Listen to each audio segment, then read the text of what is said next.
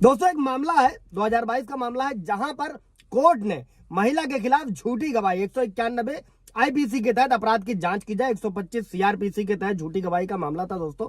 और case title है श्रीमती रितु रिद्धिमा और एएनआर दोस्तों वीएस संदीप सिंह सांगवान।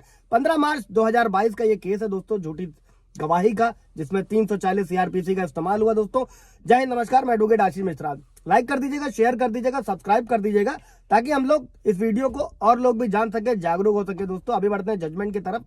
जो अमूमन होता है 125 सीआरपीसी में या गुजारे भत्ते मेंटेनेंस के मामलों में पत्नी द्वारा झूठी गवाही दी जाती है, झूठे दस्तावेज पेश किए जाते हैं दोस्तों। इसी से रिलेटेड ये वीडियो है दोस्तों। और इस मामले में पत्नी ने क्या किया था दोस्तों, पत्नी द्वारा उस आदेश के खिलाफ रिवाइज्ड पिटीशन दायर करी गई थी दोस्तों, जिसमें एडिशनल प्रिंसिपल जज फैमिली कोर्ट अंबाला ने यह आदेश दिया था कि न्याय के हित में यह अप्रोप्रिएट होगा कि महिला के खिलाफ झूठी गवाही की धारा 191 आईपीसी के तहत अपराध की जांच की जाए। धारा 193 के तहत दंडनीय है और इस संबंध में एक अलग शिकायत सीआरपीसी 340 के तहत कोर्ट द्वारा सीजेएम अंबाला की अदालत को भेजने का आदेश दिया गया है दोस्तों।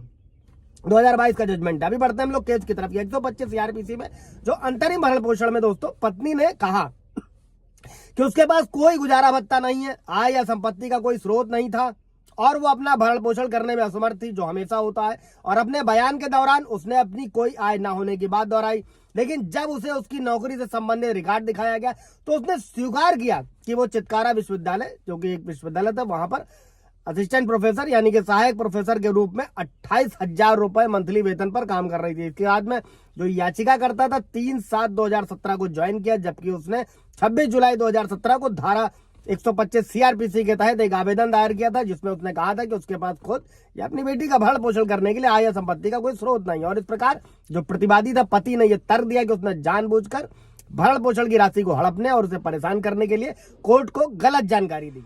अभी इसमें पति ने तर्क दिया दोस्तों कि वो अच्छी तरह से शिक्षित थी और 15,000 रुपए के वेतन पर असिस्टेंट प्रोफेसर के रूप में कार्यरत थी। उन्हें 28,000 रुपए प्रतिमाह मिलते थे, जो उनके और उनके बच्चे के भरण पोषण के लिए पर्याप्त था। और उन्होंने कहा कि सच बताना पक्षकारों का सबसे बड़ा कर्तव्य है, ताकि कोर्ट इस निष्कर्ष पर पहुंच सके कि पत्नी द्वारा भरण पोषण के रूप में दावा की गई राशि का भुगतान किया जाना था या नहीं किया जाना था। और तथ्य यह है दोस्तों कि उसने इसी जानकारी का खुलासा नहीं किया था और कोर्ट के सामने प्रस्तुत की गई थी दोस्तों। और वो 28,000 रुपए मंथली उसकी इनकम थी, वो कमा रहे थे और उसके पास 30,000 रुपए के एनएससी, 1 लाख रुपए पीएफ खाते में।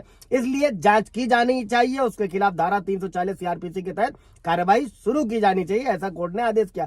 साथ में कोर्ट ने यह भी कहा कि उसकी पत्नी को 6/5/2019 को 10,000 रुपए का अंतरिम भरण पोषण मिला था, जबकि उन्हें पूरी तरह से पता था कि वो भरण पोषण पाने के हकदार नहीं है, क्योंकि उन्होंने गलत बयान देकर यह आदेश प्राप्त किया था।